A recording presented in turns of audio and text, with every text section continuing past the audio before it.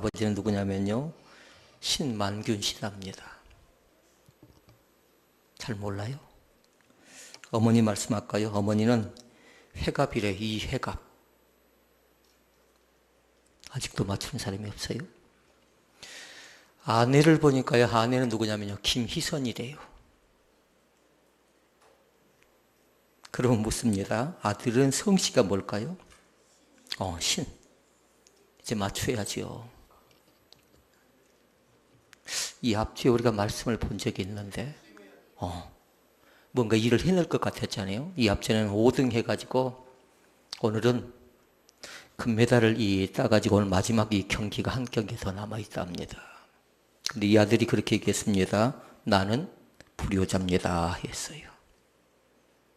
그리고 어머니가 또 그렇게 얘기합니다. 아들은 불효자가 아니라 그래도 내 아들은 아들이다라고 자랑스러운 내 아들이라고 무지 감사했습니다. 그러면서 얘기합니다. 뭐라고 하냐면요. 내가 해냈듯이 당신들도 해낼 수 있습니다 하면서 안에 움츠리고 있지 말고 밖으로 나오래요. 자기와 비슷한 환경 가운데 있는 사람들이 그렇게 선포하는 겁니다. 이제 움츠리고 있지 말고 밖으로 나올 것. 누가 했듯이? 자기란 사람이 했듯이. 그러니까 저는 이번 패럴올림픽을 통해서 나름대로 본 사람이 두 사람이 있는데요. 한 사람은 또 46세더라고요. 세 자녀의 엄마입니다. 대단한 사람이더라고요. 신의예인이라는 사람도 마찬가지로 26살 때 교통사고 당해가지고요. 또 이렇게 나름대로 정상의 위치에 선다라는 것이 백성들에게, 많은 국민들에게 희망을 준다라는 것이 대단한 희망이잖아요. 대단히 감사할 수 있는 사람이잖아요. 근데 좀 아쉬운 게 있었어요. 그건 뭐냐면요. 화면에 제대로 보여주질 않는 것. 뭔가 이 감동적인 그 장면이 좀 많이 나왔으면 좋겠던데 그 장면이 나오지 않는 것을 보고 무지무지 속도 많이 상했고요. 아쉬웠습니다. 뉴스를 통해서만 듣는다는 것 자체가요. 물론 정상적인 사람이 금메달을 따고 또 정상적인 사람이 무슨 일을 해내는 것, 그것도 중요하지만요. 지금 현재 모습들을 보니까, 나름대로 보니까 뭔가 가진 사람들, 뭔가 배운 사람들, 뭔가 실력자들이 어쩌든가요. 굉장히 횡포가 심하잖아요. 그 과정 가운데 패럴림픽을 통해서 이 신의예인이라는 친구는 많은 국민들에게 희망을 선물한 귀한 사람이었습니다. 그러니까 저는 이 앞뒤에 세 가지 사람을 묵상을 했어요. 한 사람은 누구냐면요. 한 분은 하나님. 믿습니까? 그거에 대해서 묵상했고요. 또 한 분은 누굴까요? 바나바. 또 한 사람은 신의예인이라는 사람이 대체 어떤 소식을 전해올까 굉장히 궁금했는데요. 또 그 친구가 대단한 소식을 우리 가운데 전달해 주었고요. 자, 다시 질문을 합니다. 나는 착한 사람입니다. 누구예요? 어떻게 쉽게 나오네요. 그리고 성령이 충만한 사람입니다. 바나바. 그리고 믿음이 충만한 사람입니다. 바나바랍니다. 바나바. 오늘 헌신예배를 드리는 사랑하는 믿음의 식구들이 바나바처럼 하나님이 쓰시는 일꾼이 될 수 있기를 바랍니다. 그러니까 실제적으로 말씀의 제목은 뭐냐면요. 다른 것 아니라 나는 누구인가예요. 나는 누구인가. 답은 뭐예요? 하나님이 쓰시는 일꾼입니다. 이렇게 대답을 하고요. 가로 열고 뭐라고 적어놔야 돼요? 이제 바나바 놔두고 누구예요? 이제 각자를 적어놓는 겁니다. 말씀의 제목이 이해가 됐으면 좋겠어요. 나는 누구인가 물어볼 때 뭐라고요?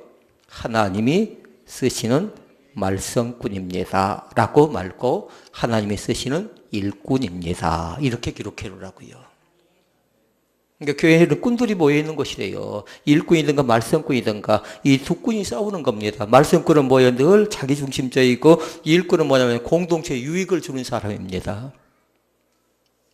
오늘 또 주님 앞에 집중할 수 있기를 바랍니다. 오늘도 주의 말씀이 우리 자신들을 온전히 지배할 수 있기를 바랍니다. 리더십의 대가였던 존 맥스에 사람이 그렇게 얘기했습니다. 지도자가 세워지기 위해서는 반드시 공동체가 해줘야 될 일이 있어요. 한 사람을 세워놓고요. 첫째는 뭐냐면요, 믿어주래요. 남편이 무슨 일을 하죠? 그럼 아내가 뭐 하라고요? 믿어주래요. 아내가 무슨 일을 하죠? 그럼 남편이 믿어주고요. 자녀들이 무엇인가 한다. 그러면 부모가 믿어주고요. 그래 또 한 가지가 있었습니다. 그건 뭐였냐면요, 격려를 많이 해주래요. 격려를. 다시 말씀을 드리면 할 수 있다는 자신감을 주라는 겁니다. 그 한 사람이 해내고 나서 나도 했듯이 다른 사람도 얼마든지 할 수 있습니다. 나 같은 사람도 연약하지만 나약하지만 부족하지만 해냈듯이 당신도 얼마든지 할 수 있습니다라는 그 격려와 지지요.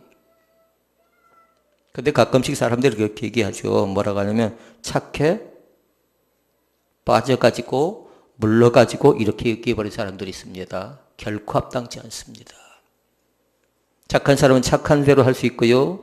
또 나름대로 연약하면 연약한 대로 할 수 있고요. 그러니까 반드시 착한 사람은 그 뒤에 나오고 있는 말씀이 뭐냐면요, 성령 충만하라. 성령 충만은 또 그 다음에 뭘로 연결돼요? 믿음 충만으로 연결되어진 줄로 믿습니다. 그러니까 이 세 가지가 따로따로가 아니에요. 착하다. 그리고 나서 성령 충만하라. 그리고 믿음 충만하라. 이건 다 연결된다라는 겁니다. 그렇게 존 맥스웰이라는 사람은 믿어주고 격려해주고 또 한 가지가 있었는데요, 신뢰하래요. 그런데 가끔씩 사람들 어쩌는가요? 믿을만 하던가요? 믿을만 하지 못한 사람들은 뭐냐면요, 겉다르고 속다르는 겁니다. 앞에서는 잘한 척 보여지만요, 뒤에 보니까요, 그 속에 노략질인 이리가 있어요. 이 사람들을 심리학에서 뭐라고 하냐면요, 다중인격자래요. 그러니까 이런 사람은 조심해야 돼요. 뭐냐면요, 우리는 세 가지 종류의 사람들이 교회 안에 있거든요. 하나는 뭐냐면 냉각기와 같은 사람이 있고요, 온도계와 같은 사람이 있고요, 온도 조절기와 같은 그런 사람들이 있습니다. 우리 바나바는 3번이 될 수 있기를 바랍니다. 3번. 뭐예요, 3번은?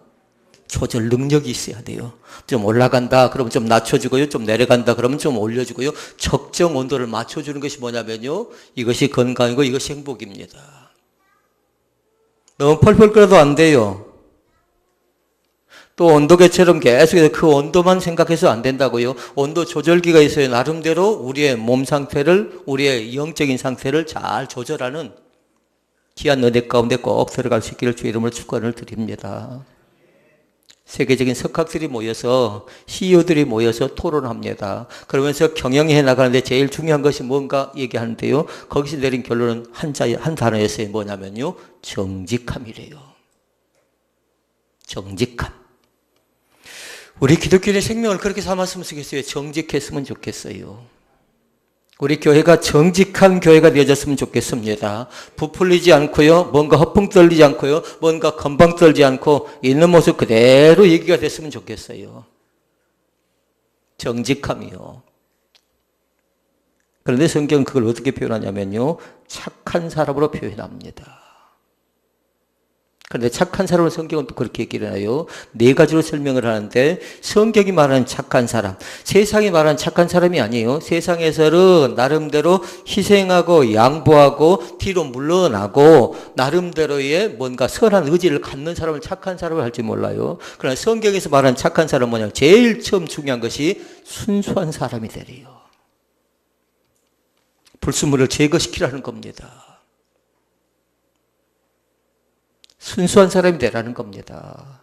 그러니까 예배 가운데 제일 중요한 건 뭐냐면요, 이 예배를 통해서 거룩과 정결과 성결의 영이 우리 가운데 넘쳐나시기를 주의 이름으로 축원을 드립니다. 그러니까 그 순수함이 나에게 있느냐는 걸 잘 보라는 거예요. 그러니까 예배는 뭐냐면 준비하는 과정을 통해서요, 그 순수함을 만들어가기 위해서 애를 씁니다. 만나보니 청소하는 것도 다른 것 아니에요. 정결과 거룩함인데 이 예배당 자체가 정결과 거룩함을 통해서, 예배를 통해서 온전히 순결함을 드러나가는 겁니다. 그러니까 죄 있는 자들이 온 겁니다. 그리고 목요일 찬양 예배 때 우리가 말씀을 통해 나눈 적이 있어요. 수고하고 무거운 짐진 자들아 다 내게로 오라. 그걸 한 단어로 뭐라고 합니까? 초청이라고, 초청. 주님께서 우리를 콜링하고 있는 겁니다. 부르고 있는 겁니다. 그때 주님 앞에 나가는 겁니다. 그러니까 성경에서 말하고 있는 착한 사람은 다른 것 아니라 순수한 사람이다. 그리고 정직한 사람이다. 또 하나는 일관성이 있는 사람이다. 그리고 또 하나는 신뢰할 만한 사람이다. 라는 겁니다. 오늘 이 말씀 속에 어느 정도 이 결론적인 말씀이 나왔어요. 착한 사람은 순수한 사람이다. 정직한 사람이다. 일관성이 있는 사람이다. 신뢰할 만한 사람이다. 바나바뿐만 아니라요, 마르다도 마찬가지고 루디아도 마찬가지고 바로 그런 사람들이 됐으면 좋겠습니다. 교회 제일 힘겨운 사람은 어쩌든가 얼렁뚱땅하는 사람들입니다. 눈에 보여지긴 보이는데 믿음이 없어요. 왜 그럴까요?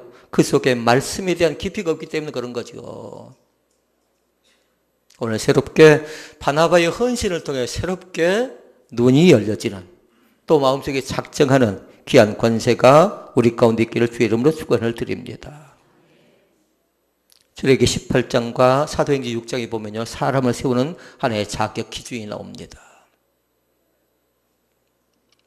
출애굽기 18장에 보니까 1000부장을 세우지요. 100부장을 세웁니다. 50부장을 세웁니다. 이때 어떤 사람을 세운가를 잘 보라고요.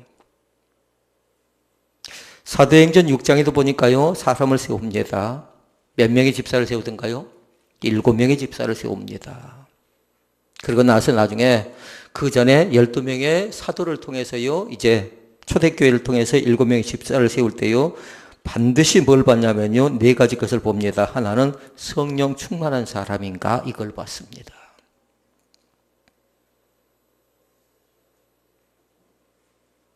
그리고 또 하나는 지혜 충만한 사람인가, 이걸 봅니다. 또 있었습니다. 세 번째가 중요한데요, 칭찬 듣는 사람인가를 봅니다. 또 한 가지 네 번째는 뭐냐면요, 믿음 충만한 사람인가, 그걸 보고 있는 겁니다. 첫째 뭐였어요? 성령. 둘째 지혜. 세 번째 칭찬 듣는 사람. 네 번째 믿음 충만. 세상 사람들은 충만을 뭘로 표현한 줄 안가요? 만땅이래요. 성령 만땅, 믿음 만땅, 그리고 지혜 만땅. 그런 사람이 되었으면 좋겠어요. 그러니까 성령 충만할 때 하나님의 일을 할 수가 있어요. 열심과 열정만 갖고 하는 것 아니에요. 열심과 열정은 그 뒤에 뭐가 남냐면 반드시 휴직이 남게 되어져 있어요. 그런데 뭘로 일하라고요? 성령의 충만하심으로 일을 하시라고요. 지혜 충만하심으로 일을 하시라고요. 그리고 칭찬 듣는 사람으로 일을 하시고, 그리고 믿음 충만함으로 일할 수 있기를 바랍니다.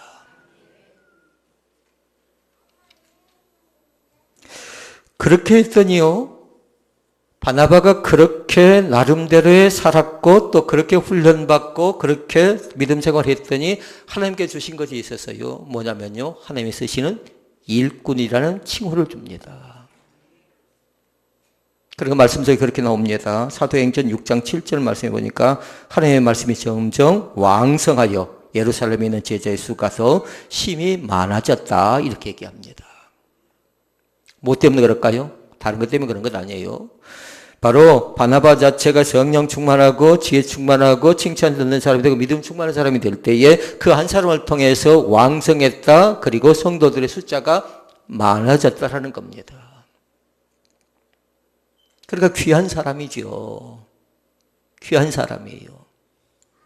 그리고 오늘 한 주간 동안에 우리 자신을 생각할 수 있는 것이 있어요. 다른 것 아니라 나도 바나바와 같은 사람인가를 늘 묵상해 보라고요. 30년을 다녔습니다. 40년을 다녔습니다. 한결같이 나보다 열심을 냈습니다. 그런데 그 속에 하나님의 말씀이 없으면 어떻게 될까요? 그런 건물이 될 가능성이 많거든요. 그러면 시끄럽고 복잡한 겁니다. 늘 비교하죠. 그런데 바나바는 그렇지 않습니다. 착한 사람이라는 것 자체가 뭐냐면요, 희생과 양보와 헌신이 세상 사람들이 말하는 거라고 하지만 그러나 그 속에 성령의 충만함을 힘입었다라는 거예요. 자, 그러면 세 가지 말씀을 보도록 하십시다. 첫째 말씀은 바나바가 대체 어떤 사람인가에 대해 세 가지로 살펴보는데요, 먼저 이름의 뜻을 잘 기억하도록 하십시오. 바나바는 이로자입니다. 그리고 바나바는 격려자입니다. 그리고 바나바의 이름의 뜻은 뭐냐면요, 매우 따뜻한 사람이답니다. 그러니까 이 세 가지죠. 위로하기도 하고 격려하기도 하고 마음이 따뜻해서 사람들에게 부담을 주지 않는 겁니다. 그러니까 이 시간 나는 뭘 살펴야 돼요? 나는 과연 그런 사람인가를 살펴보라는 겁니다. 나도 위로할 줄 아는가? 나도 격려할 줄 아는가? 나도 마음이 따뜻한가? 그런데 그게 좀 부족하죠? 그러면 연습하고 훈련해야 돼요. 왜요? 공동체 때문에 그런 겁니다. 나 혼자서는 위로하지 않아도 괜찮아요. 나 혼자서는 격려하지 않아도 괜찮습니다. 그러나 중요한 것이 있어요. 공동체를 생각하면 늘 위로가 필요하고요. 늘 격려가 필요하고요. 공동체를 생각하면 그 따뜻함 때문에 온도가 올라가기도 하고 온도가 내려가기도 하는 겁니다. 우리는 온도 조절기와 같은 그런 사람들이니까. 자, 그러면 착한 사람. 바나바는 어떤 사람? 착한 사람이라는 겁니다. 착한 사람에게는 특징이 있어요. 첫째는 뭐냐면요, 사랑이 많다라는 겁니다. 항상 믿음은 믿음만 갖고는 안 된다고 했어요. 그 속에 뭐가 있어야 된다고 했어요? 사랑이 있어야 된다고 했어요. 그런데 착하다는 건 특징 자체가 먼저 사랑이 많다라는 특징을 갖고 있고요. 그리고 또 한 가지가 있습니다. 두 번째는 뭐냐면요, 순종의 사람이라는 겁니다. 순종 한번 생각해 봐야 돼요. 아멘을 잘하면, 아멘할 줄 아면 헌신할 줄 안다. 그리고 두 번째가 뭐였어요? 순종할 줄 안다. 그리고 거룩한 비전을 품을 줄 안다라고 우리는 오후 예배 때 말씀을 통해서 나눈 적이 있습니다. 그런데 착하다는 건 다른 것 아니라 사랑이 많다라는 것이고 순종의 사람이라는 것이고요. 또 착한 사람은 뭐냐면요, 나보다 다른 사람을 먼저 생각할 줄 안다라는 겁니다. 이걸 착하다라는 겁니다. 그러니까 아무나에게 그 얘기를 할 수가 없어요. 그러니까 착하다는 건 뭐냐면 너그러운 마음도 있어야 되고요. 또 인내하는 마음도 있어야 되고 때로는 절제하는 마음도 있어야 된답니다. 그리고 중요한 것이 있어요. 다른 사람에게 신임을 받아야 돼요. 다른 사람에게. 미투 운동이 한참 지금 진행되고 있지요. 그런데 보니까요, 충분히 당신은 그럴 줄 알았어 하는 사람들이 많이 등장을 합니다. 예, 정치인들 좀 까발렸으면 좋겠어요. 정치인들은 어쩝니까? 변명합니다. 구실을 찾습니다. 그리고 자기 자신의 죄를 인정하냐고 뒤집어 씌우고 있지요. 이미 다 할 사람은 알잖아요. 이미 이제 나타날 거 다 나타났잖아요. 그런데 이제 법적 고소가 벌어지면서 나름대로 자기를 비워놓고 변명하는데 사람들이 그 사람을 신임해 주지 않아요. 이미 그 자신은 뭡니까? 이제 권위가 추락된 사람입니다. 그러니까 고백해야 돼요. 전직 대통령도 마찬가지고요. 이미 이제 까발릴 거 다 까발려졌어요. 20가지, 22가지 나름대로 얘기를 하잖아요. 빠진 게 한 가지 있답니다. 4대강에 관계된 게 지금 빠져야 좀 아쉽긴 하대요. 근데 또 4대강도 조사를 해보면 나름대로 이권들이 많이 드러날 것 같아요. 우리는 그 대통령을 착한 사람으로 얘기할 수 있을까요? 그렇게 못할 것 같아요. 근데 이 교회가 필요한 사람이 누구냐면요, 착한 사람이 필요합니다. 반드시 개선적이지 않고 이기적이지 않는, 그리고 또 그 사람을 통해서 하나님께서 도와주고 살펴주는 그 역할, 우리 가운데 있다라는 겁니다. 우리 안에 있다는 겁니다. 얼마든지. 믿음 생활 1년에도 괜찮습니다. 2년에도 괜찮습니다. 근데 그 바탕과 기본이 중요하다는 거예요. 그러니까 늘 하는 얘기는 뭐냐면요, 기본부터 다시 합시다라는 얘기를 많이 할 때가 있지요. 그리고 기본에 충실합시다라는 얘기를 할 때가 있습니다. 오늘도 마찬가지입니다. 우리 믿음의 사람들이 기본부터 기본에 충실할 수 있기를 바랍니다. 그러니까 목사님들과 항전직은 뭐냐면요, 예배를 잘 드리면 신임받고 인정받는데요. 목회자가 예배를 잘 드리면 인정받는다고요. 항전직도 마찬가지예요. 예배를 잘 드리죠. 그러면 거기서 인정을 받는데요.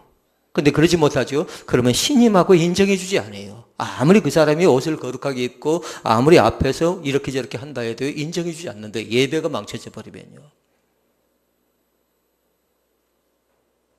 두 번째 사실이 있습니다.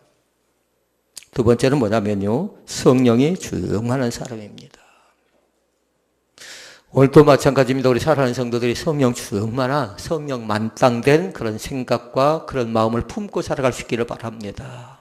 아직 성령 충만이 뭔가를 잘 모르는 사람도 있을 겁니다. 그런데 그건 뭐냐면요, 인간의 의지만 갖고 안 된다라는 거예요. 착한 사람만 갖고 안 된다라는 겁니다. 사람만 좋다고 해야 되는 건 아니라는 겁니다. 그러나 그 속에 뭐가 있어요? 성령 하나님께서 그 자신을 주관하고 성령 하나님을 의지해야 돼요.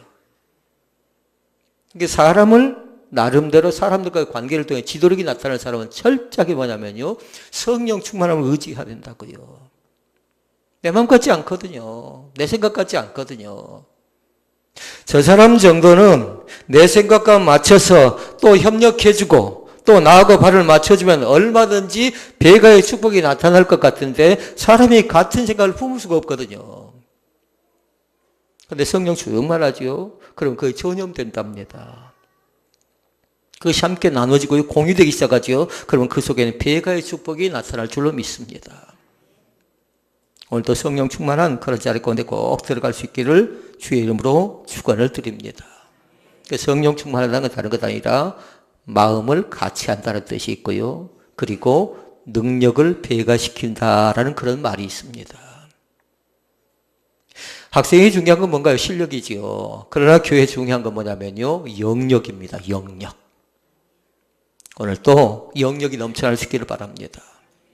오늘도 영적 강건함이 나타날 수 있기를 바랍니다. 쉽게 시험 들고 쉽게 실족하고 쉽게 넘어져서 허우적거리는 그런 인생이 아니라 하나님께 나를 도와주고 나를 살펴주고 나와 함께 한다라는 그 사실이요. 오늘도 주님께서 우리를 인도해 주실 것을 믿습니다.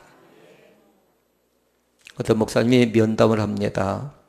그랬더니 그 형제가 그렇게 얘기합니다. 지금까지 되어져 온 과정을 쭉 얘기하면서요, 부모님을 잘 만나서 내가 이렇게 되어졌습니다 라고 얘기했습니다. 그리고 공부를 열심히 잘했습니다. 그러면서 그 학생이 얘기합니다. 선생님을 잘 만나서 내가 이렇게 되어졌습니다 라고 얘기했습니다. 그러면 또 얘기합니다. 다른 친구들 나가서 데모하고 다른 친구들 나가서 이렇게 저렇게 했는데 나름대로 얘기하면서 이 사회와 이 민족을, 나라를 잘 만나서 나는 이렇게 되어졌습니다 라는 거였어요. 그런데 면접관이 듣고자 하는 대답은 뭐였냐면요, 하나님이란 단어였어요. 누가 도와줬다고요? 하나님이 도와줘서 내가 이 자리까지 올 수 있었습니다 라는 대답이었는데 계속 부모님 얘기를 하고 사회 얘기를 하고 또 선생님 얘기만 합니다. 물론 그분들은 다 조력자들입니다. 그런데 하나님 없이는 안 됩니다. 하나님 없이는 안 됩니다. 하나님이 나와 동행할 때에, 주님께 나와 함께 같이 걸어갈 때에 그 믿음이 우리 가운데 나타날 줄로 믿습니다. 그러니까 내 안에 주님께서 함께 동행하심을 날마다 믿으시라고요. 그리고 찬양하는 겁니다. 주와 같이 길 가는 것 즐거운 일 아닌가. 한 걸음 한 걸음 주님과 동행합니다.